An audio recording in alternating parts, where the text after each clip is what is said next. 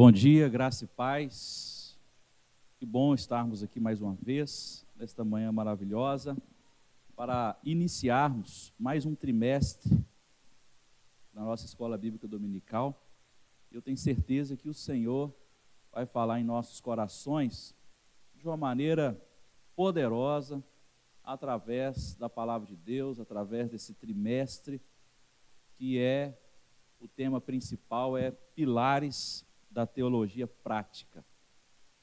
E neste momento eu gostaria da gente fechar os nossos olhos e poder orar ao Senhor para nós iniciarmos esse domingo, em nome de Jesus.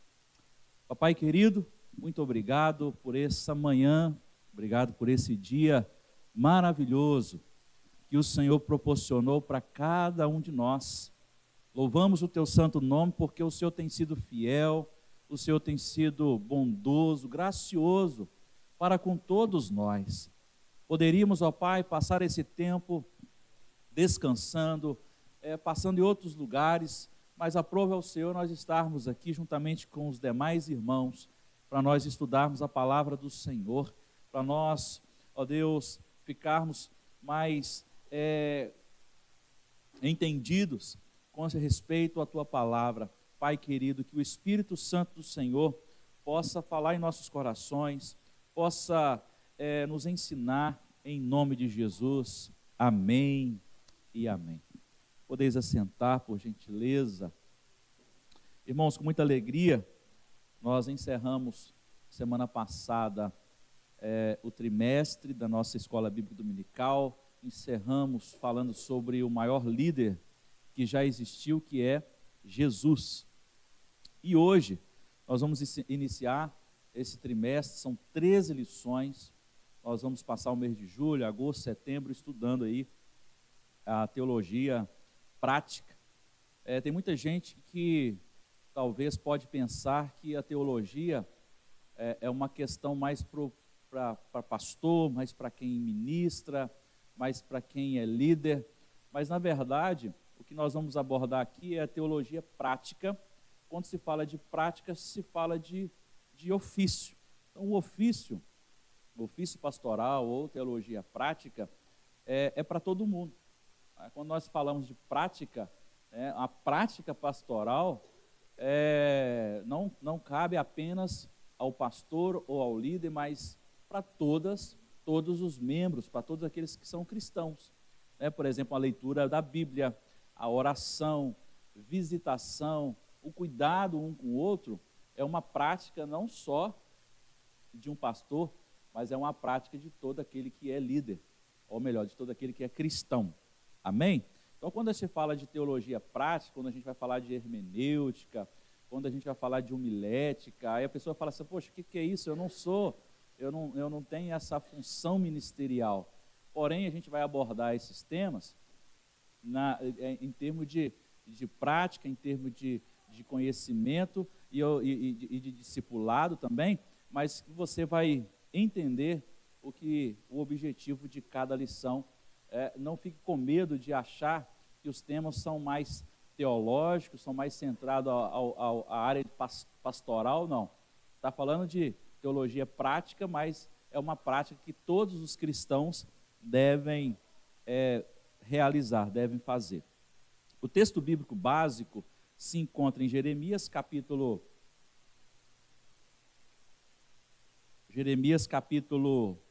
23, versículo 2 e 4. Fernando, na frente do computador tem um USB. Não, coloca aí no Olyrix. Se não tiver no Olyrix, eu não consigo passar aqui. Isso, obrigado. O ministério pastoral, texto bíblico básico, Jeremias capítulo 23, versículo 2 a 4. O tema de hoje é ministério pastoral, Jeremias 23, versículo 2 a 4. A gente vai ler. Eu gostaria de ler junto com os irmãos. Se você puder me ajudar, eu leio um versículo, os irmãos leem outro. Acharam? Amém? Portanto, assim diz o Senhor, o Deus de Israel, acerca dos pastores que apacentam o meu povo. Vós dispersastes as minhas ovelhas e as afugentastes, e não as visitastes. Eis que visitarei sobre vós a maldade das vossas ações, diz o Senhor.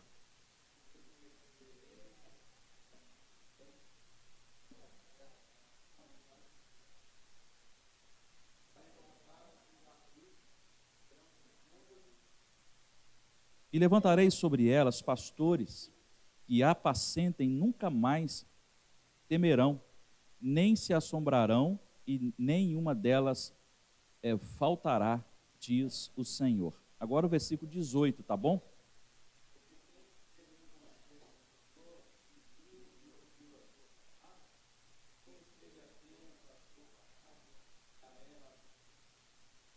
Eis que saiu com indignação a tempestade do Senhor, e uma tempestade penosa cairá cruelmente sobre a cabeça dos ímpios.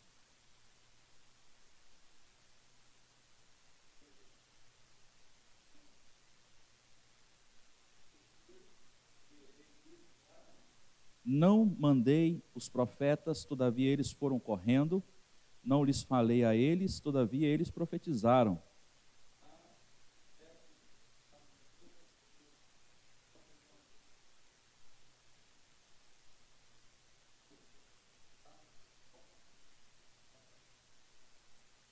O texto áureo se encontra em Jeremias 3,15, e eu gostaria de ler junto com os irmãos. Se você não abriu a Bíblia, tem aqui no telão, Jeremias 3,15, vamos ler junto? E dar-vos-ei pastores segundo o meu coração, os quais vos apacentarão com ciência e com inteligência. Essa é a palavra, o texto áureo. Irmãos, os objetivos da nossa lição hoje é entender que o ministério pastoral não é uma profissão, mas sim uma vocação.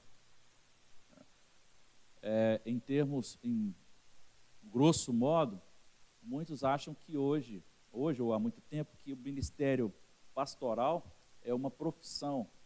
Eu me consagro a pastor, ou como é que eu falo? Eu a partir de um momento, eu vou executar uma tarefa de pastor, mas a gente precisa entender que o ministério pastoral é uma vocação, é uma aclamação, é um reconhecimento pelas atividades, pela dedicação, ou pelo seu empenho, ou pelo seu modo de ser na igreja, e a vocação, ou o chamamento de Deus para executar esse ministério, chamado de ministério pastoral.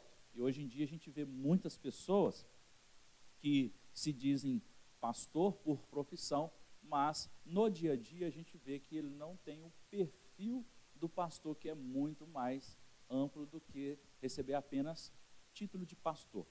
O outro objetivo é conscientizar de que o trabalho pastoral percute nas questões da vida eterna, mas também é muito importante na construção de uma sociedade na qual impere a solidariedade, o amor e a ética.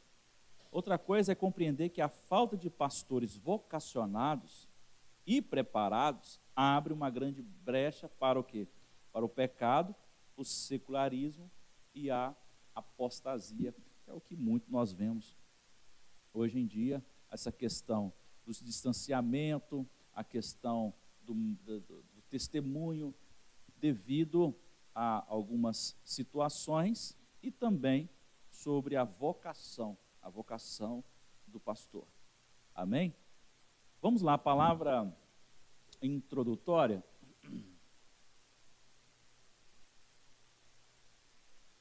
Palavra introdutória. Em um contexto de caos e profunda crise na história, no qual nós lemos de Jeremias, capítulo 3, versículo 15, o povo de Israel, o Senhor usou o profeta Jeremias com uma mensagem de fé, uma mensagem de esperança por meio da seguinte declaração, Jeremias 3,15: e vos darei pastores segundo o meu coração, que vos apacentem com ciência e com diligência. Pastores que apacentem. O que é apacentar? Apacentar é o quê? O mesmo que cuidar. Quando a gente fala de pastor, porque essa palavra pastor veio da do cuidado do pastor realmente com as ovelhas, animais. Não que nós somos animais, não, mas no sentido de quê? De apacentar, no sentido de levar, no sentido de levar para se alimentar, levar aos pastos verdejantes, né? O Davi, ele fala, olha, levar aos pastos verdejantes, é aquele que cuida, a ovelha que cai, o pastor vai e pega a ovelha, coloca nos seus ombros e volta para o redil, né? Não tem um hino que fala assim, o redil voltou, largou as 99 e foi atrás daquela ovelha que se perdeu.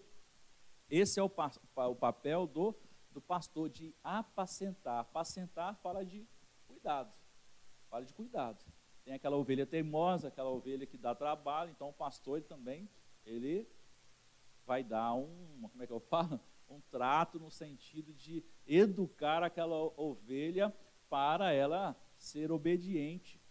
Tem as ovelhas teimosas. Eu não estou falando de bode, que o bode também mas dentre as ovelhas, tem algumas ovelhas também que dá trabalho. As ovelhas fugitivas, as ovelhas teimosas. Por isso que o cajado do pastor, ele servia tanto para conduzir, como também para puxar, como também para dar uma cutucadinha na cabeça da ovelha, né? Para conduzir. Então, essa é a questão do quê? Que Jeremias está falando, olha, eu vos darei pastores segundo o meu coração, que vos apacentará, ou que vos apacentem com ciência. Com ciência é o quê? Conhecimento, com inteligência. Aí fala assim, aí com inteligência. Inteligente fala o quê? De sabedoria de Deus. Amém? Essa é a palavra introdutória. E no momento atual que nós estamos vivendo, momento da história, assim como no tempo de Jeremias, o mundo atual, o que é o mundo atual hoje? Ele é dominado pela o quê? Insegurança. Todo mundo hoje, praticamente, as pessoas são dominadas pela insegurança, pela incerteza. A gente tem o caos político, o caos social. A gente vê as reportagens hoje que a comunicação hoje está na palma das nossas mãos, então assim é bem rápida, é bem acessível, é gratuita para todo mundo. Qualquer informação que você busca, né, no Google, ela chega na palma das suas mãos, é muito rápido. Você tem alguma dúvida, você não precisa praticamente estar aí na biblioteca, igual no passado, que a gente precisava de ir na biblioteca, escolher um livro, ficar ali horas e horas para extrair do livro algumas informações. Não, o Google tem essas informações, traz para a gente, e hoje tem a IA aí que veio para revolucionar ainda mais, né? Ela é quase que trabalha para o ser humano na questão de muitas tarefas. Então, a gente vê o caos social, o caos político, na nossa política, principalmente no Brasil, assim como em outros países também. O caos o quê? Político. Isso nos traz o quê? Insegurança, nos traz medo. Será que eu compro? Será que eu invisto no Brasil? Será que eu compro terreno em outro lugar? Será que eu invisto na Bolsa brasileira? Será que o governo, será que vai dar certo isso? Será que o governo vai fazer aquilo? Essa insegurança política. Outra coisa é espiritual. A questão espiritual no Brasil, que tem chegado em níveis alarmantes, preocupantes, e a nossa vida, ela fica o quê? Fica insegura. Assim como Deus, ele decidiu dar um novo rumo à combalida realidade do povo de Israel, hoje, da mesma forma, ele está no controle da história e vai continuar levantando pessoas segundo o seu coração para prosseguir, para dar continuidade à obra. Claro, vai ter gente que se diz pastor, que se diz líderes, vão dar mau testemunho. Claro, são seres humanos, talvez não são líderes segundo o coração de Deus, mas Deus sempre vai levantar pessoas com propósito, com objetivo, conforme o coração dele, assim como levantou Davi. Irmãos, as pessoas do mundo inteiro, elas vivem dentro de uma bolha de desilusão. Desilusão, falta o quê? De esperança. Quantas pessoas hoje não têm esperança? Né? As pessoas hoje perderam a esperança. A esperança do Brasil, eles acham que nunca mais o Brasil vai ser como algum tempo foi. Né? Eu não lembro de um Brasil, nos meus 40 anos, um Brasil assim, bom, excelente. Eu lembro do Brasil, nos meus 40 anos, sempre passando por uma situação difícil. Talvez vocês são, que tem aqui alguém mais velho, fala assim, não, na época de fulano de tal, nós tivemos um momento de paz, de alegria, de prosperidade, o Brasil cresceu. Né? A gente precisa disso, de esperança, só que tem gente que perdeu a esperança. Alguém tem esperança na política aqui? Tem. Quando fala assim, tem um candidato que está indo aí, né, vai conversar com você já não tem esperança. É mais um. É mais um que vai roubar, é mais um que vai falar mentira, é mais um que vai fazer isso. Não, mas ele é cristão, mas está no...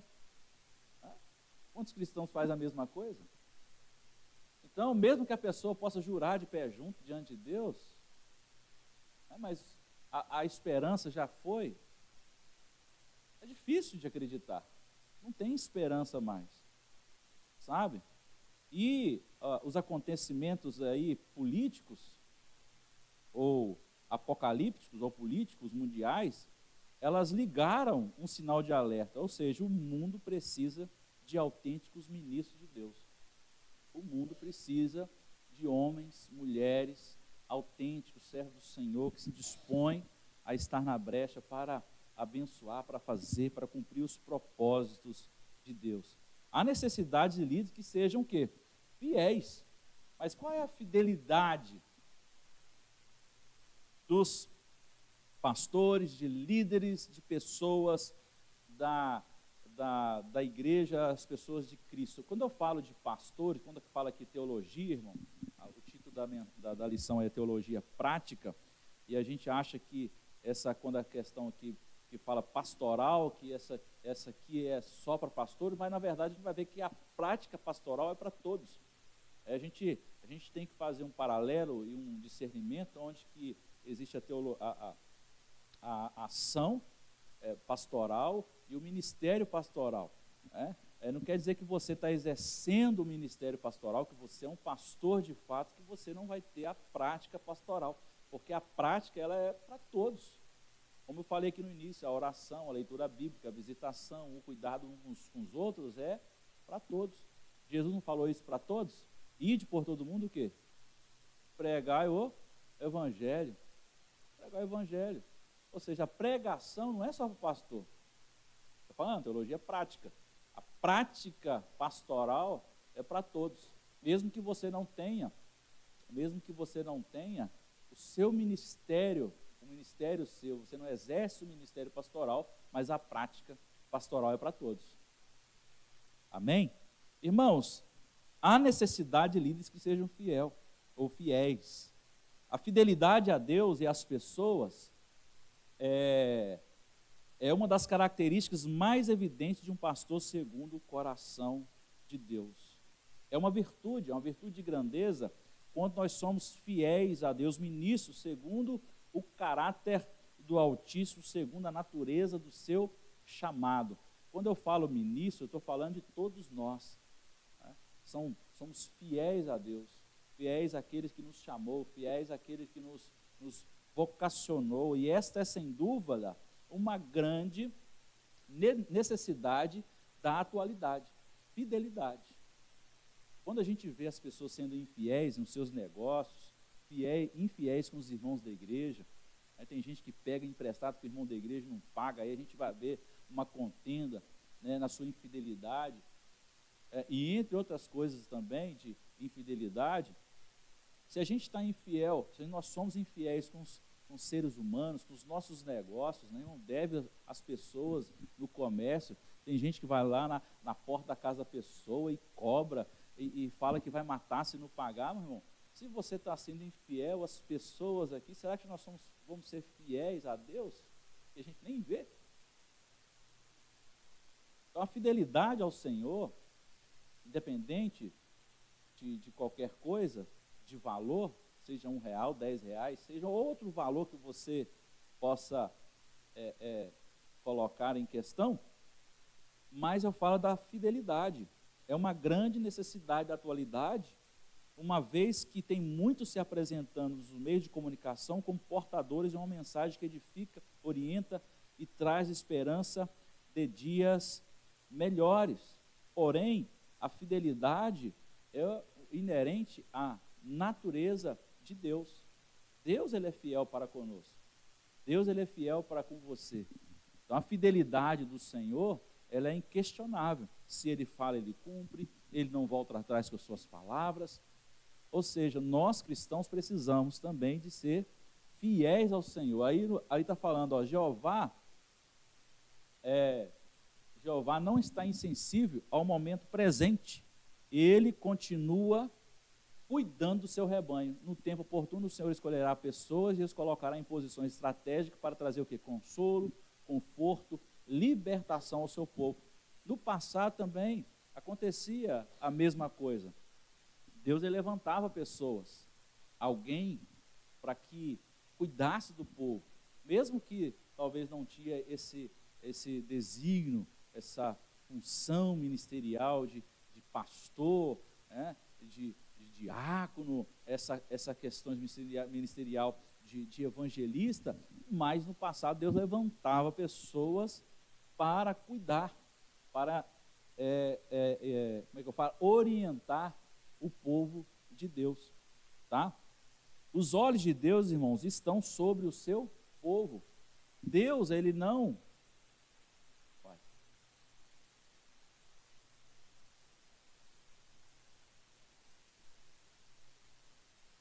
Pulou um negócio aí, tá bom. Os olhos de Deus, irmãos, estão sobre o quem? O seu povo. Jeová não está insensível no presente, que acho que mudou ali. Ele está sempre o quê? Olhando para o seu povo. Né? O Deus do passado, que trabalhou no passado, ele não saiu de férias. Deus não sai de férias. Como eu e você, eu cansei, eu vou sair de férias. Se a gente fala assim, Deus, ele, no 7º dia, ele descansou, porque cansou. Não, irmão, Deus não cansa. Esse descanso aí é governo. Deus, ele fez todas as coisas no 7º dia. Se ele fez e criou, ele vai agora o quê? Governar. Não é descanso de descansar. Deus não cansa. Deus é espírito. Ele é Deus. Ele não se cansa como nós, que precisa de férias. É interessante que Deus é tão poderoso e ele também é pastor, vamos dizer assim, num certo sentido, que ele não passou de cuidar de nós, que eu não posso, e nem você, ir atender a todas as necessidades dos irmãos da igreja de uma vez só. Né? Nós não conseguimos. Agora imagine Deus, em toda a humanidade, que clama a Ele, mas Ele tem essa capacidade de atender a todas as demandas de todas as pessoas, individualmente. Isso é tremendo. Ele é o nosso pastor, ele é o nosso pai. E os olhos de Deus estão sobre o povo todo momento. É um Deus presente. Ele continua cuidando do seu rebanho no tempo oportuno. O Senhor, ele escolhe pessoas, ele coloca pessoas em posições estratégicas para trazer o quê? Consolo, para trazer conforto, para trazer libertação para o seu povo. Vocês veem de vez em quando Deus levantando, na nossa cidade também, Deus levanta pessoas, não é só pessoas, claro, tem pessoas que Deus levanta e o nome deles percorre por todas as nações, é bem conhecido por todas as nações. Se você pegar aí, por exemplo, o Miles Monroe, se você pegar aí o Billy Graham, se você pegar aí já um pouquinho mais um tempo atrás, da John Wesley, que são pessoas que teve um nome que percorreu por várias nações, e as pessoas conhecem. Mas dentro da nossa cidade também, tem pessoas que são levantadas por Deus, que não são conhecidas nacionalmente, que não são conhecidas mundialmente, mas são conhecidas dentro da nossa cidade, pessoas que Deus levanta para trazer a palavra, para cuidar do seu povo, para trazer esperança, consolo e libertação do seu povo. Amém? Quem sabe Deus tem levantado você para a sua família, para consolar a sua família, para libertar a sua família, para trazer conforto e para trazer uma palavra de esperança no momento, talvez, caótico, no momento de aflição. Deus levanta você para trazer uma palavra. Amém? Aí nós temos os critérios da escolha. A Bíblia recomenda que as pessoas a serem colocadas em posição de condução do povo de Deus sejam, a priori, provados. Quando fala provados, é como se fosse uma prova. Tá? Como se fosse uma prova. Vocês já prestaram concurso, ou vocês já enfrentaram provas na sua faculdade, ou no ensino médio, ou desde o prézinho. A gente tem as nossas tarefas, os deveres, e tem a prova. E as provas normalmente são o quê? Difíceis. As provas não podem ser fáceis, né? E quem não passa na prova, não passa o quê? De ano. Hoje em dia não tem isso, né? Mesmo que a pessoa é reprovada, vai passando. Aí vai passando essas pessoas, eu fico vendo aí nas redes sociais, alguém perguntando, e para as pessoas e vai fazer as perguntas. Olha, a capital de São Paulo, você sabe qual que é? Aí a pessoa fala tudo, menos estou falando das capitais, as mais simples, mais fáceis de decorar, que é Rio de Janeiro e São Paulo. Os alunos da universidade, estão fazendo universidade, não sabem. Eles não sabem. Aí são a formação, são as pessoas que estão formando hoje, em direito, não que são todos assim. Mas aí, quando nós falamos aqui de prova, né, a questão do pastoreio, né, aqui nós estamos falando de pastor, existe a prova, é provado. E quando nós somos provados, se a gente não passar, a gente não vai assumir níveis, alcançar níveis maiores. Como que Deus vai nos dar alguma coisa se a gente não for provado primeiro, irmão? Se a gente for provado e passar pela prova, Deus com certeza nós vamos galgar níveis maiores de intimidade, de posições diante de Deus, não de posições diante dos homens, mas de posições diante de Deus. Tá? Aí nós estamos falando de prova. O apóstolo Paulo faz uma referência muito rápida àqueles, ou melhor, a Apeles, enviando-lhe uma saudação e distinguindo como um obreiro aprovado em Cristo, Romanos 16:10. Alguém pode ler? Olha, seja alguém aprovado, ou seja, você passou pela prova. Aí você fala assim, pastor, ou você ora assim, Deus, eu estou passando por uma prova grande, irmão. Se você está passando por uma prova e você foi aprovado, você passou por aquilo ali e venceu, com certeza você alcançou o nível diante de Deus maiores. Quem pode ler Romanos 16:10?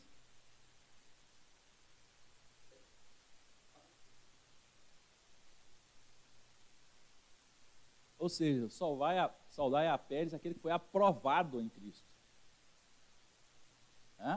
Tem algumas, voltando aqui para algumas questões no caso do título de pastor ministerial, né? Em casos teológicos, existe uma sabatina, onde a pessoa que vai ser consagrada a pastor, vários pastores mais experientes, né, sentam numa mesa e ali começam a fazer muitas perguntas com respeito à Bíblia, com respeito a questões teológicas, e o pastor que está sendo entrevistado, ele precisa responder corretamente. Mas aí não é só isso. Aí é preciso também perguntar à sua família, o filho ou a esposa, como é a conduta daquela pessoa que está sendo vocacionada para exercer o ministério pastoral, como que é dentro de casa. Porque a vivência na igreja deve se corresponder à vivência com a família, com a esposa, com o filho. Quer saber mais de mim? Tem que perguntar para a Sandra, como que a minha esposa vai responder a respeito da pessoa do pastor Wellington. Entendeu? Então, assim, precisa ser aprovado. a pessoa aprovada em Cristo é a que foi submetida a um teste. Ou seja, é um teste. E ao final alcançou o quê? Avaliação positiva. Aí em Romanos, capítulo 16, está falando assim, olha, Apeles, ele foi o quê? Aprovado. Ele passou no teste. Ele não vacilou. Para Paulo, lá no início, ele ficou muito chateado com João Marcos. Para ele não era um obreiro aprovado. Não quis viajar com ele. Parece que ele ficou com medo, né? Ele passou tanto aperto na primeira viagem, que se eu ir para a segunda, eu vou nada, vou ficar aqui. E teve um atrito. Aí quase que para Paulo, para ele não servia mais, mas a gente vê que lá na frente, o apóstolo Paulo reconhecia que Marcos, igualzinho a ele, estava crescendo, tendo maturidade com Cristo, e ele, como é que eu falo? Aprovou João Marcos também, olha, convida João Marcos para estar comigo e tal. Então a gente vê, irmãos, que pastores segundo o coração de Deus são ministros aprovados pelo Senhor Jesus, recrutados para a missão de pregar o Evangelho, Mateus capítulo 28, versículo 19. Refletindo sobre esse assunto, o apóstolo Paulo declarou, procura apresentar-te a Deus o quê? Aprovado. Procura apresentar-te a Deus aprovado, e ele estava ministrando essa palavra para Timóteo, um jovem que almejava exercer um papel importante na igreja do Senhor, e ele fala assim, como obreiro que não tem que se envergonhar, olha só, e que maneja bem a palavra da verdade. Ou seja, você não pode ter vergonha e precisa manejar bem a palavra do Senhor. Ou seja, ler a palavra do Senhor, você precisa entender, não só ler, mas entender, extrair aquilo que Deus tem para você. Pastores segundo o coração de Deus são ministros aprovados pelo Senhor e pelas pessoas. Porque tem muita gente, irmãos, e muitas mesmo. Você vê que em Patinga, principalmente, tem igreja para tudo quanto é lugar. Não que eu sou a favor e nem contra, mas tem limite para tudo. A gente vê igreja para tudo quanto é lugar. E as pessoas, e elas se autodenominam o quê? Pastores. E tem outros que autodenominam o quê? Apóstolos, e não estão satisfeitos com o nome de pastor, eles querem um grau mais alto diante de Deus, aí colocam o quê? Apóstolos. Mas aí também não quer um grau de apóstolo, quer um pouquinho a mais, porque apóstolo já não basta, aí põe o quê? Bispo. Aí como aí não tem mais porque bispo, aí para por aí, porque se tivesse, colocaria Deus, né? A gente nós sabemos que apóstolos, irmão, só foi aqueles que andaram com Jesus, aqueles que foram testemunhos oculares, aqueles que viram a Deus. E esse foi chamado do quê? De apóstolos. Muita gente hoje denomina um apóstolo, mas apóstolo significado prático, somente aqueles que andaram com Cristo, que viram a Cristo. Mas muita gente se denomina, auto se consagra pastores. E por isso que tem muitos problemas relacionados às questões aí das igrejas. Aí, não são reconhecidos pelas pessoas. Eles são também apacentadores com a voz profética de paz, e muitos são levantados para Deus. Aqueles que são reconhecidos pelo Senhor Jesus, aqueles que são reconhecidos pelas pessoas, aqueles que são provados e aprovados. Tem provados, passou pela prova, e foi aprovados, pregam o evangelho, tem essa missão, eles são também apacentadores com a voz profética de paz, segurança para essa geração. Aí no tópico 2 tem os pastores segundo o coração de Jeová. Deus prometeu, por meio do profeta Jeremias, que daria ao povo pastores com uma marca distintiva, ou seja, pastores conforme o seu propósito e modelo. O propósito de Deus, o propósito de modelo, ou seja, existe uma lista com qualidades que identificam um pastor segundo o coração de Deus. Primeiro, conhecimento das Sagradas Escrituras. 2 Timóteo capítulo 2, versículo 15. Pastor, então, tem que ter todo o conhecimento da palavra do Senhor? Não precisa ter todo o conhecimento, porque a Bíblia ela é bem ampla. Porém, a pessoa precisa conhecer as Escrituras. Amém? Precisa conhecer. Precisa ser um estudante da palavra de Deus, precisa ser aquela pessoa que aprecia a palavra de Deus. Mas quando a gente está falando de pastor, a gente pode falar da prática que são para todas as pessoas. A gente precisa conhecer a palavra do Senhor. Principalmente quando a gente vai falar assim, irmão, abra a Bíblia no livro tal. O irmão fica ali um século tentando, né? Abre em Tito, abre em Filemon. Aí, onde que está, meu Deus? Aí fica lá e cai e não consegue. Ou seja, parece que a pessoa não tem o hábito de ler a palavra do Senhor. Aí tem que ficar cantando aquela música da Ana Paula Valadão, né, que ensina, ou tem outros corinhos também que ensina a decorar os livros da Bíblia, né? Alguém lembra da musiquinha?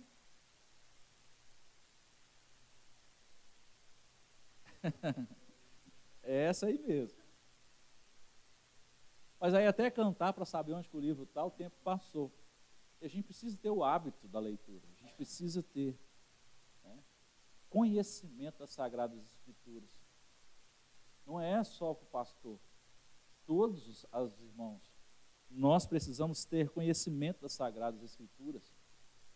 E conhecimento das Sagradas Escrituras não tem como. A gente precisa abrir a Bíblia, a gente precisa ter um bom dicionário, tanto um dicionário que a gente chama de lexo, é um dicionário grego, um dicionário hebraico. Talvez não precise disso, mas ler a palavra do Senhor, pedir o Espírito Santo para também nos revelar. Né? Entender a palavra do Senhor, estudar, passar um tempo com ela. Outra marca distintiva dessa pessoa, de pastor, né, segundo o coração de Deus, que também precisa ser uma marca do cristão, não é só para pastor, o quê? Sensibilidade, empatia, amor, prontidão para acolher o próximo. Tem gente que não quer saber eu sou pastor, mas não visita, não preocupa, não liga para a pessoa, tem alguém doente, não ora, não tem empatia, não é amoroso, né? Não está pronto para acolher o próximo. Outra coisa é capacidade e intrepidez para pregar e conduzir pessoas para Cristo. Idoneidade para ser um exemplo a todos e capacidade para aconselhar e ensinar. Aí todos aí têm referência, tá? 2 Timóteo 2,15, 1 Timóteo capítulo 4, versículo 12, capítulo 4, versículo 12. Irmãos, pastores segundo o coração de Jeová. Deus é um pastor dos pastores. A profecia de Jeremias é mais emblemática ao dizer que a escolha dessas pessoas segundo o propósito, ou melhor, o protótipo divino, ou seja, segundo o seu coração. Quando fala segundo o seu coração, é porque ele já exerce isso. Deus é pastor dos pastores. Quando Jesus falou para Pedro, né, apacenta o quê? As minhas ovelhas. Então, se é minhas ovelhas, ele é o quê? Ele é pastor. Então está falando assim, a ovelha não é sua. Eu sou o pastor, mas eu quero que você também apacente as minhas ovelhas. Porque eu sou o pastor. Mas eu gostaria que você apacentasse as minhas ovelhas. Então, apacenta as minhas ovelhas. É uma das figuras de linguagem, irmão, que a Bíblia atribui a Deus, é um de pastor que carinhoso, um guia confiável, né? Um pastor carinhoso, um pastor confiável. A ovelha, ela costuma com o pastor e ela escuta a voz, o quê? Do pastor. Eu já vi vários vídeos na internet, porque eu nunca tive oportunidade, eu já vi uma ou duas ovelhas, em alguns lugares que a gente vai costuma ter ovelha, mas assim, uma quantidade de ovelha não, muitas ovelhas não, eu tenho vontade de ver, mas a gente vê vídeo, e a pessoa fala assim, olha, grita elas aí, chama elas para ver se elas vêm, elas estão no pasto, e não vem nenhuma, aí o pastor, que é pastor daquelas ovelhas, né, ele dá um comando, e daqui a pouco vem aquela multidão de ovelhas. porque ela escuta, ela entende, ela discerne a voz do pastor dela. Mas eu não estou falando, retratando a pastor local, mas a ovelha de Cristo escuta a voz de Deus, não é enganado pela voz, né, do inimigo. Teve certa vez que eu estava na casa do meu tio, lá no Rio de Janeiro, e ele cuidava muito de carneiro, né, de carneiro. E tinha uns carneiros no meio do mato. Aí ele falou assim, vai lá e chama os carneiros para ver se vem. Aí eu fui lá, eu bito. É porque na época eu tinha um amigo meu que cuidava de cabrito, a gente ficava fazendo isso, os cabritos vinham, né? Bito. Aí o cabrito vinha. Aí eu fui fazer a mesma coisa, eu lembrei da minha infância, eu vou falar bito, eles vão vir. E nada de vir. Ele morreu de rir, que ele era muito engraçado, gostava de contar coisas engraçadas. Ele falou assim, que nada, rapaz, você vai passar a tarde toda aí, não vai vir. Quer ver como é que elas vêm? Aí foi lá e pegou uma vasilhinha de ração, encheu assim, só fez assim na cerca do curral. Rapaz, mas veio até o boi, veio vaca, veio. Eu fiquei com medo, porque a vaca, não é um bezerrão grande, peso. Eu falei assim, como é que pode, né? Ele até nomeou uns porquinhos que tinha lá embaixo, lá que eu morri de rir na época, não vou contar para vocês aqui.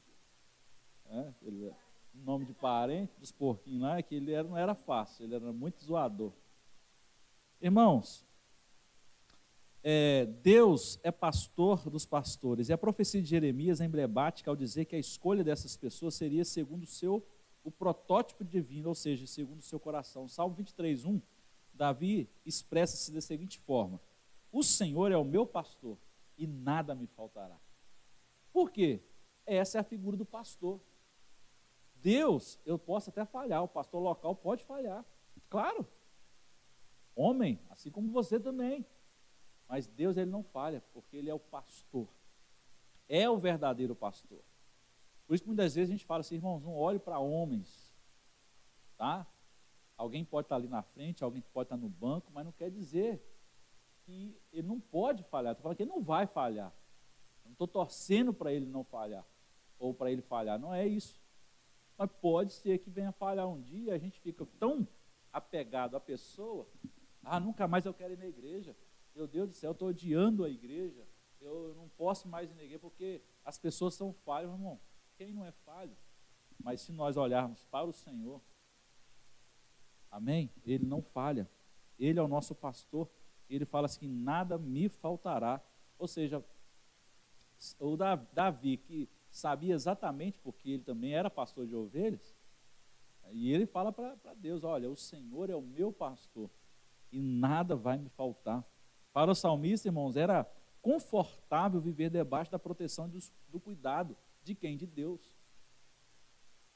Ele sabia muito bem na prática como que é ser pastor, porque ele era pastor de ovelhas, ele defendia suas ovelhas, dos predadores, e ele sabia que Deus cuidava dele. Ele fala assim, o Senhor é o meu pastor e nada me faltará. Então essa figura de linguagem tem algumas características da função pastoral. O pastor é aquele que orienta, o pastor é aquele que protege, o pastor é aquele que provê, é aquele que guia o seu rebanho aos passos do quê?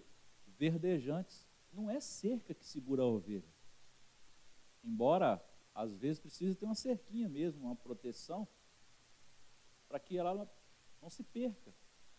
Mas o que segura ovelha são pastos verdejantes.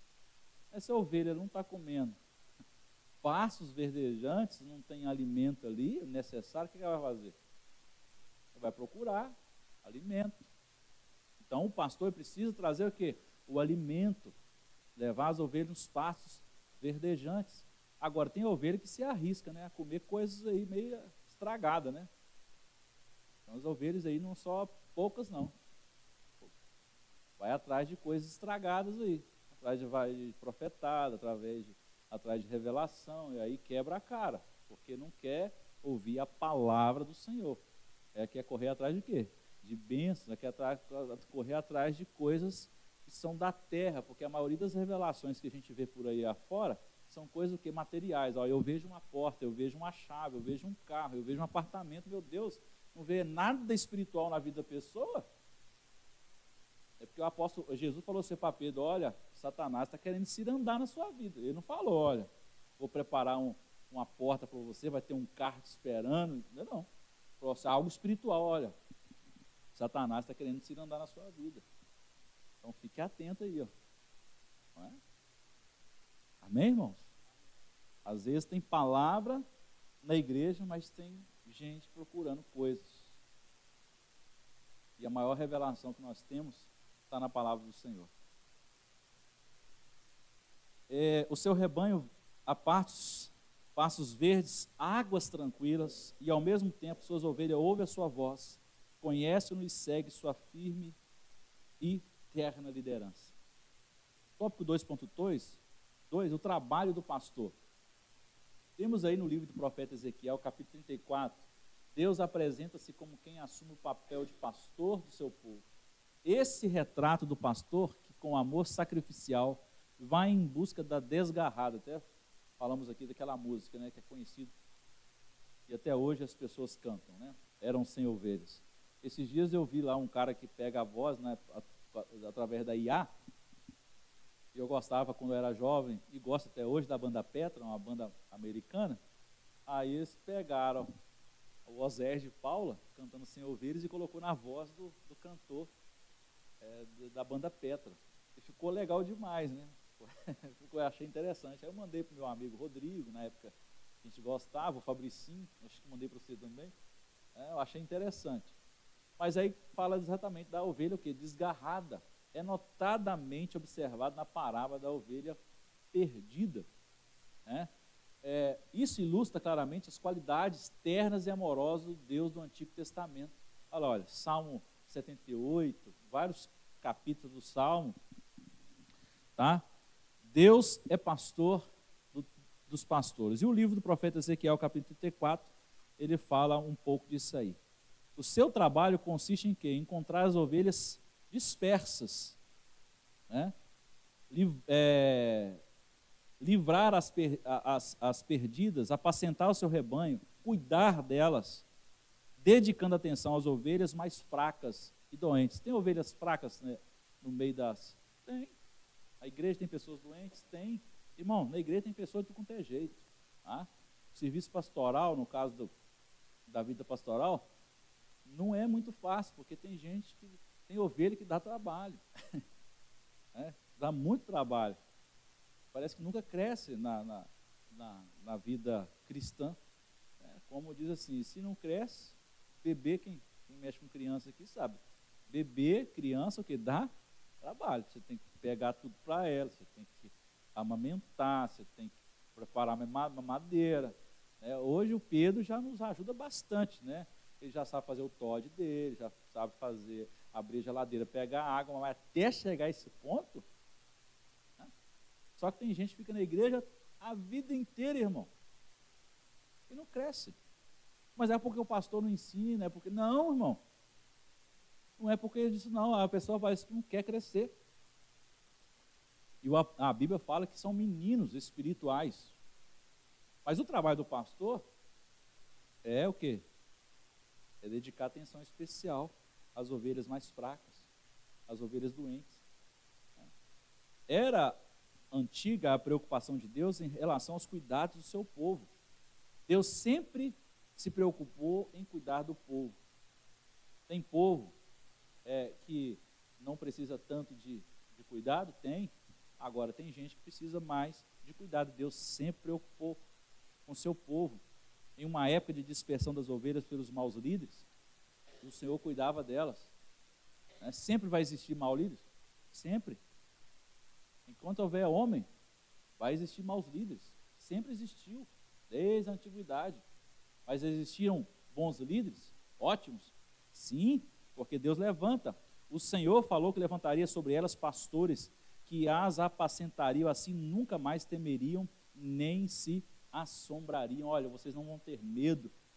Eu vou levantar pastores que vão cuidar de vocês. Sabe? E o ministério pastoral tem os desafios. Os cenários e as circunstâncias vividas pelo profeta Jeremias não eram dos mais animadores. Falsos pastores haviam destruído e dispersado as ovelhas do pastor, do pasto do Senhor. E existe muitas pessoas se levantando, que, o quê? Falsos pastores, andando segundo os seus conceitos humanos, segundo as suas vaidades. Era se de esperar, porque não que era profético, mas em termos de profecia, olha, que vai se levantar líderes egoístas, presunçosos, gananciosos, soberbos, amantes de quê? De si mesmo. E hoje quantos líderes, pastores não são assim? Não são pastores segundo o coração de Deus, mas segundo o coração dele mesmo. Pastores que se levantam, ensinam, e muita gente caminha com essas pessoas, sendo enganadas. Existe esse desafio. A metáfora é perfeita, pois os maus pastores formavam a liderança representada pelos sacerdotes, falsos profetas e reis. Todos eles estavam em falta com o povo, pois levaram à idolatria e à dispersão. E o Senhor exige uma prestação de contas.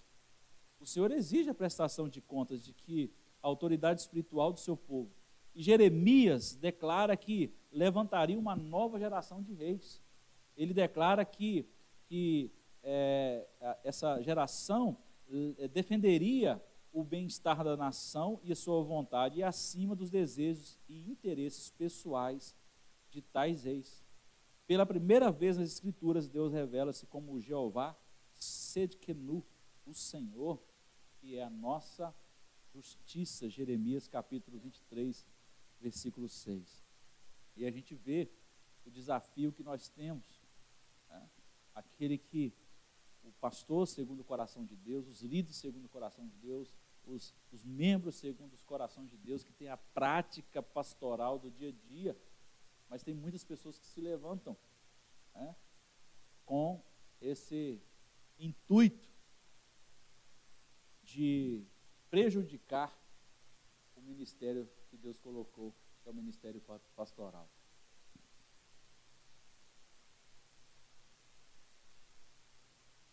A característica do ministério pastoral. O ministério pastoral, irmão, envolve chamado. Agora estou falando de ministério pastoral, não de prática pastoral, que a prática pode ser para todos. Agora, o ministério pastoral envolve o quê? Chamado, envolve paixão, envolve comprometimento, envolve preocupação que tange a condução sábia do povo de Deus, a orientação, intimidade com Deus. Muitos, como eu falei, se auto-intitulam o quê? Pastores. Ou foram alcançados ao posto pastoral sem possuírem qualificações bíblicas para exercer tal função. Se auto-aclamam pastores, e acham muito bonito o título de pastor. Outros acham muito bonito o título de apóstolo. Outros acham muito bonito o título de bispo. Mas eles se intitulam. E a gente vê as listadas na passagem do profeta Jeremias, pelo apóstolo Pedro e o apóstolo Paulo, um número grande de homens e mulheres investidos de título pastoral, encontram-se muito distante da missão, a missão delegada por Deus aos seus servos pastores.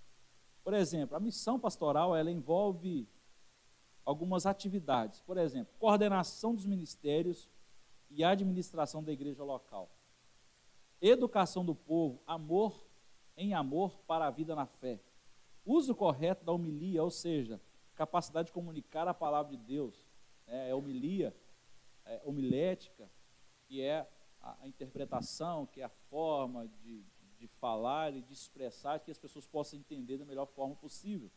Acolhimento, visitação de pessoas às suas necessidades, exercício da voz profética, a intercessão do seu povo, aqui está bem resumido, e aí vai muitas coisas, a função do ministério pastoral.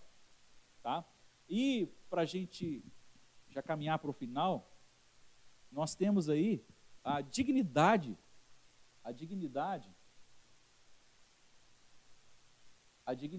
do ministério pastoral. A dignidade do ministério pastoral. A forma como Jesus viveu e desenvolveu sua vocação ministerial deve ser um modelo, um padrão para o desempenho da atividade pastoral.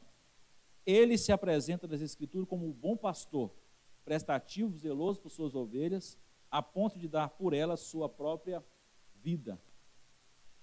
João, capítulo 10, versículo de 1 a 18. Ou seja, o verdadeiro pastor dá vida às suas ovelhas. O pastor precisa ser alguém consciente de valor, honras e nobreza do seu chamado. Nada mais importante do que servir a Deus na ministração de sua palavra e dos seus propósitos eternos. Eu gosto da frase de Josué Gonçalves, fala assim, que aqui está falando do serviço, né? E o serviço, quando a gente fala do serviço pastoral, de servir, não só de, a gente fala de voluntariado, mas do servir, o servir é para todos, não só para o pastor, mas o ato de servir, que é um serviço, é para todos, né? A Bíblia, aí o Josué, ele traz uma frase muito interessante que eu gosto, que fala assim, aquele que não serve para ser servido, ou não serve para ser servir, ou não serve para ser servido, né? Então, ou seja, nós precisamos servir, exemplos de serviço em todos os sentidos, né? Alguns exemplos aqui que a gente pode dar sobre o servir é o cuidado, né, com os irmãos, a maneira de tratar, a maneira de falar, servir a igreja em certo sentido nas suas dificuldades, né? Essa preocupação de um com os outros, né? Tem um irmão que tem necessidade, tem um problema, dificuldade de vir para a igreja, não é só o pastor, não, a gente precisa se preocupar em servir uns aos outros, porque às vezes o pastor não pode estar ali naquele momento, mas esse ato de servir não é só para uma pessoa, é para todos, servindo uns aos outros, porque hoje eu tenho saúde, eu tenho disposição, tenho um carro que pode me levar para a igreja e poderia estar levando outra pessoa, mas pode chegar uma hora e eu vou ter que ser levado. Você entendeu? Porque hoje eu estou numa posição que eu vou servir, né? Mas pode ser que chegue numa posição que eu vou ter que ser servido, alguém vai ter que me servir, alguém vai ter... Então a gente precisa abrir esse leque, o serviço, servir as pessoas, não é só para o ministério pastoral, mas para toda a igreja, tá? O ministério pastoral, irmão, não deve ser visto como profissão, tá? Trata-se de uma vocação, um chamado, não é uma profissão. A igreja me paga, eu vou resolver. Primeiro que eu sou voluntário, né, da igreja, e muitos pastores são voluntários, tem alguns pastores que realmente são assalariados e que não vejo problema nenhum se a igreja tem condições de assalariar pastor, porque se ele vai viver ali da obra, né, a palavra do Senhor fala que digno é o obreiro do seu salário, para cuidar da obra dignamente, com excelência, para cuidar da igreja, para trazer uma palavra, para fazer tudo o que precisa ser feito, né, precisa ter uma dedicação e um tempo integral ali, porque senão não consegue, não é verdade? E para cuidar da sua família, para cuidar da sua saúde, a questão de sobrevivência. Mas o ministério pastoral não é uma profissão, né? Na época que eu estudei, os amigos, eles até criticavam, falavam, rapaz, isso aí não dá dinheiro. Mas eu falei, eu não estou falando, não é para uma profissão. Mas tinha muitas pessoas que já fazem com intuito, né, de outras coisas. Não é o nosso caso. Mas, não é o nosso caso. Mas não é também uma profissão. É legítimo que o obreiro receba, o ministro receba, para o sustento de sua família, da sua casa, mas o serviço pastoral não pode ser encarado como um emprego, tampouco um meio de enriquecimento, né? Pela CLT, para você ter ideia, nem é reconhecido pela CLT a profissão de pastor. Não existe isso, né? Receber um salário e se aposentar por ser pastor, não tem. O pastor, ele tem que providenciar lá de pagar o INSS por fora, porque não existe essa profissão. Também não deve ser visto como uma simples delegação humana ou vontade própria, não. Você, a partir de hoje, vai ser pastor, de uma hora para outra. Não existe isso. Ou uma alta intitular, me ajuda aí. Ou auto-intitular como pastor. Ou motivo por vontade própria. Não, eu quero ser pastor e eu vou ser, e a intitula. Não, irmãos. O ingresso ao ministério não pode ser fruto de decisões humanas, seja parte do congregado ou consagrado ou parte de quem o consagra. Tá? É uma questão de aprovação, é uma questão de chamamento, é uma questão de aprovação da igreja, das pessoas, é uma questão de aprovação da família. Porém, há uma responsabilidade de um pastor, tá? Existem as suas responsabilidades. O pastor deve lembrar-se disso. A igreja que está a seus cuidados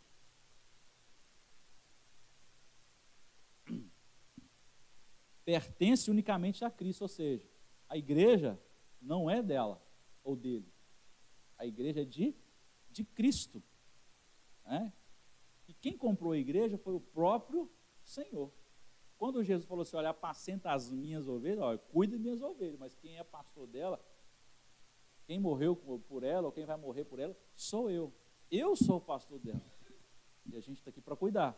Mas o pastor é Cristo, ele é o dono das ovelhas. Tá? O Senhor sentenciou a ele pessoalmente, tá? Edificaria. E sobre os ministros humanos, quem trabalha em prol da sua edificação e crescimento, o Espírito Santo faz uma solene advertência, olha, apacentai o rebanho de Deus que está entre vós, tendo cuidado deles, tendo cuidado das ovelhas. Os pastores devem o quê? Cuidar da igreja, sempre o quê? Sendo um exemplo. Sendo um exemplo. Ah, mas o pastor falhou, irmão. Claro. Fala o que eu falo, o pastor não é Deus.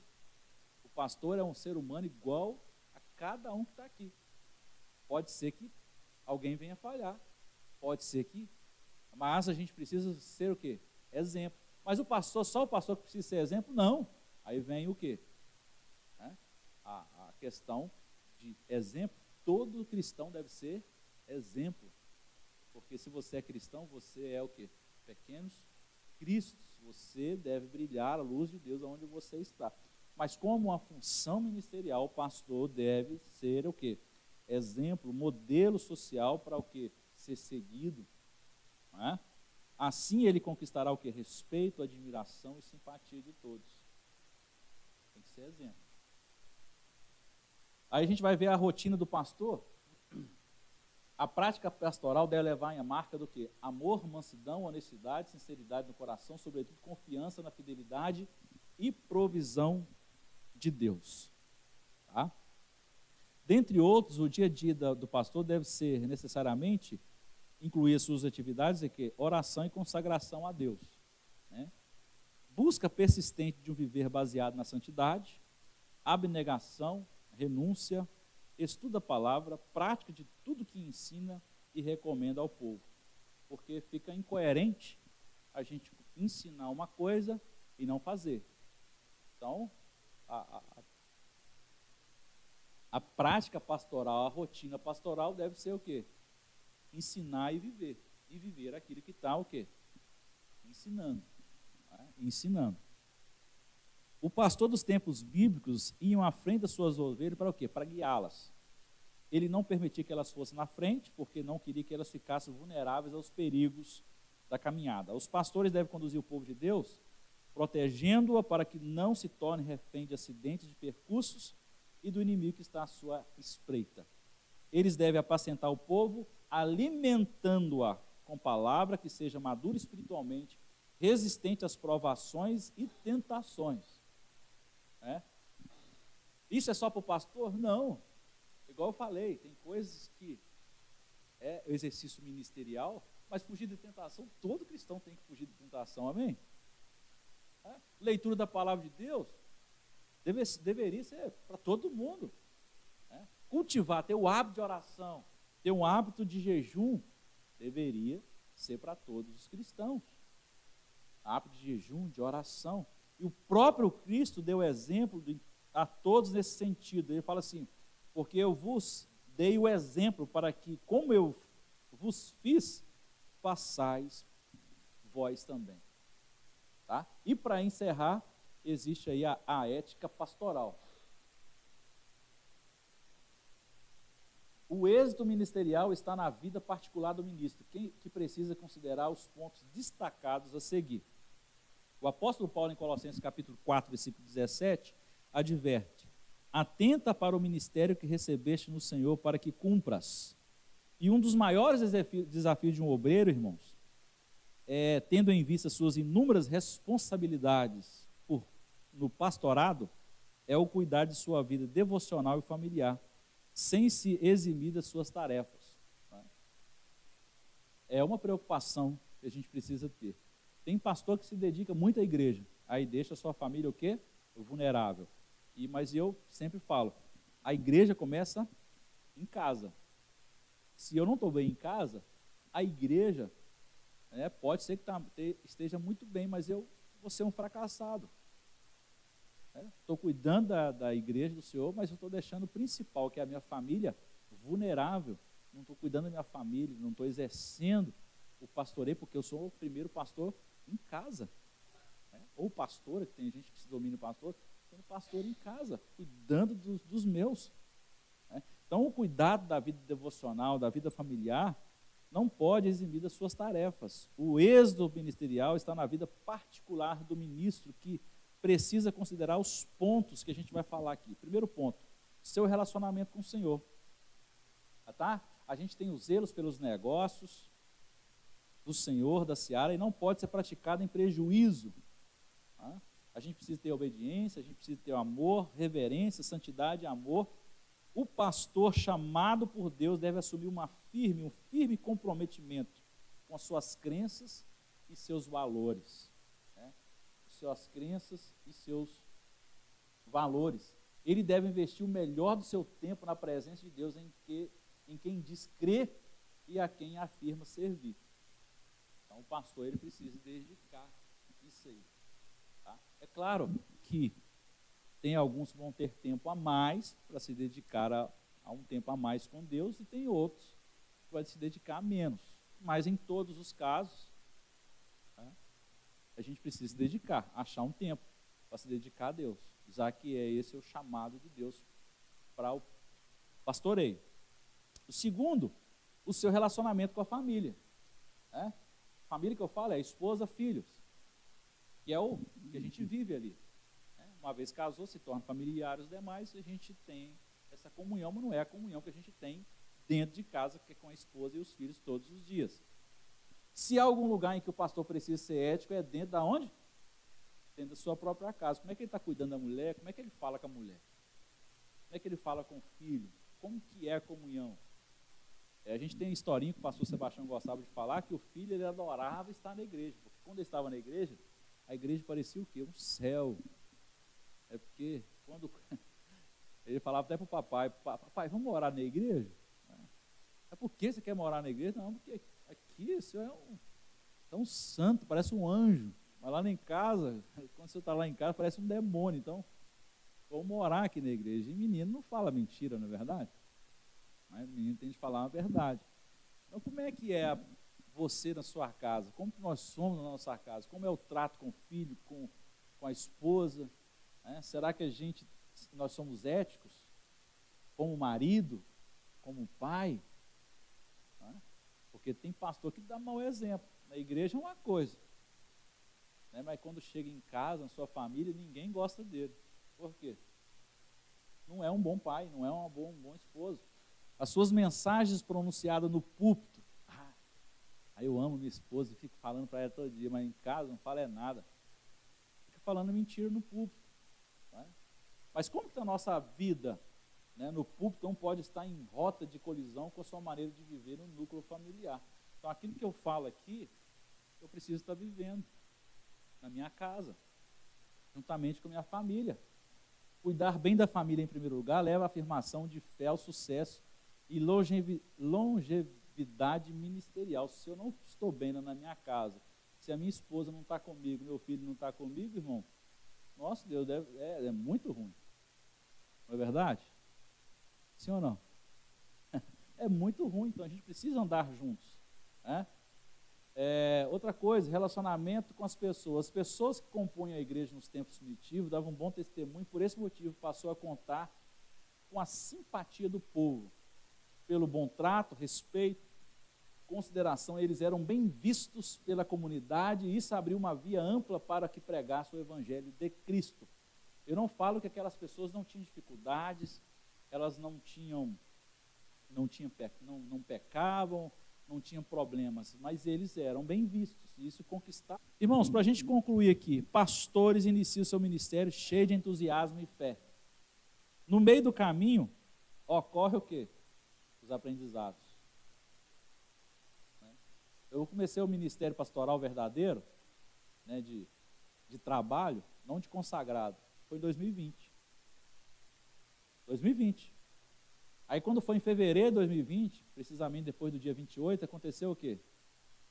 A pandemia, não foi? O pessoal da igreja fez o quê?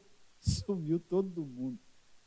E eu pensei, Senhor, pelo amor de Deus, será que agora que eu comecei o ministério, com todo entusiasmo de abrir célula, aquela coisa, né? Aí vem o quê? As dificuldades. Eu pensei em desistir, falei assim, vou mexer com esse negócio não. Não é verdade? Sumiu todo mundo, irmão. Ficou uns 3 meses, 4 meses, e mesmo assim até hoje alguns irmãos não voltaram ainda regularmente aos cultos. Uma dificuldade muito grande. E aí que está falando, os pastores começam o quê? Com entusiasmos, correm, no meio do caminho ocorrem aprendizados, ocorre o quê? Os desafios que eu acabei de falar, os percalços que a gente não está esperando, sofrimentos, perdas, angústias, ansiedades, depressão. Ocorre. Às vezes a pessoa não vê, o pastor não demonstra, mas ocorre. E neste momento crítico é necessário ajuda e apoio. No entanto, aquele que chamou é quem garante a vitória na caminhada. Aí a gente olha e fala assim, Senhor, não, se o Senhor me chamou, o Senhor vai me capacitar, o Senhor vai prover, não é no meu tempo, é no tempo do Senhor. A gente é novo no sentido de ministério, a gente quer que as coisas aconteçam rápido nas coisas, né? E a gente vai aprendendo que as coisas acontecem no tempo de Deus. E a ansiedade nos atrapalha. Tem muita gente comentando aí o novo filme, né? Divertidamente, né? Sobre a ansiedade. O que a ansiedade faz? Ela é boa em certo momento, sim, mas exagerado acaba o quê? Atrapalhando. No entanto, aquele que chamou e garante a vitória. E é necessário, irmãos, entender de fato que a igreja é no sentido mais estrito do termo, dele e por ele e para ele, Romanos 11:33. Deste modo, nossos desafios, recursos, adversidades, sonhos, planos, alegrias e metas também são dele. Que o Senhor Jesus continue nos abençoando em nome de Jesus, que Deus possa te abençoar esse domingo em nome de Jesus. Amém? Vamos nos colocar de pé, vamos orar ao Senhor. Irmãos, a semana que vem nós vamos falar sobre o ministério diaconal. Não acha que o pastor vai falar sobre só diaconia, não, irmão. Nós vamos falar em termos práticos. Nós falamos sobre pastor aqui hoje, mas em termos práticos, todos nós precisamos fazer as ações pastorais e também as ações da diaconia. A gente vai aprender aqui em nome de Jesus. E hoje à noite, a ceia do Senhor será uma bênção. Terça-feira, o pastor Mateus, o nosso primo, lá de São Paulo, da Igreja Assembleia de Deus de Perus, estará aqui ministrando a palavra do Senhor. E também o pastor Constâncio, juntamente com o ministério de louvor dele, estará ministrando louvor. E o pastor Mateus estará ministrando a palavra. Eu convido vocês para vir louvar o Senhor na terça-feira. Convide alguém também para participar. Oi.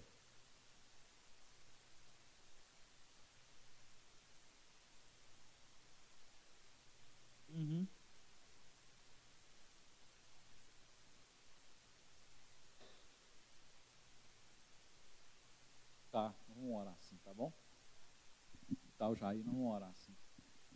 E ore também, irmãos, pela noite do caldo, que será semana que vem. Deus possa nos abençoar, possamos fazer uma noite de caldo abençoada. Se não me engano, ontem teve aqui do pastor Emerson, eu acho que hoje também vai ter. Se alguém quiser participar após o culto hoje à noite, ajude eles também, que tem um propósito lá de abençoar a igreja deles, e que a gente possa, eu mesmo, se estiver após o culto, eu vou lá, após o culto, tomar um caldinho, porque ontem eu não fui, que eu estava bem cheio, que eu passei o dia todo comendo, aí eu nem jantei, aí eu falei, vou deixar para amanhã, aí amanhã à noite eu passo lá e compro um caldo, ou pelo menos ajudo deles de alguma forma. Glória a Deus. Pai querido, nós te louvamos, nós te bendizemos, declaramos que Tu és poderoso, Tu és Rei. Ó Pai, essa palavra a respeito do ministério pastoral, das ações, ó Deus, da vida de um pastor, que possa ser na nossa vida também, no dia a dia, possamos servir aos irmãos, ó Pai, na prática, com amor, com dedicação. Pai, abençoa o Jair, Deus, continua abençoando ele, esse trabalho que ele está tendo ali na padaria. Ó Deus, estende as suas mãos para a vida do Jair, abençoa o caldo, a noite do caldo que essa igreja estará realizando no sábado que vem. Abençoa todas as pessoas que estão trabalhando, que estão fazendo, executando. Abençoa o Felipe também, que está na direção.